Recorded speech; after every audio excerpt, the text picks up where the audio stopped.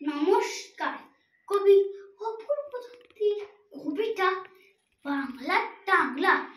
বলে রেজাল্ট হাতে বাড়ি ফিরলো ছেলে, মা বললো কোন পেপারে কত নাম্বার পেলে। হিস্ট্রিতে মা 84, ম্যাথসে 90। মা বললেন fantastic, just like a hero. Said not so fair, only 69, ইংরেজিতে 92, altogether fine. যেভাবে পেপারে তো 100 ডুবিয়ে দিল বেঙ্গলিটায়, very 4th grade.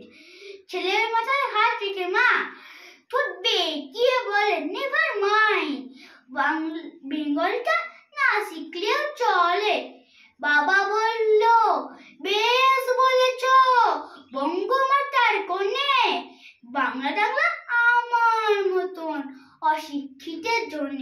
Vidyasagar, Rabindranath, নেহাত ছিলেন বোকা, মানে কেউ শখ করে হয় বাংলা বইয়ের পোকা। মা বলে চুপ করো তো, ওর ফলটা কিসের?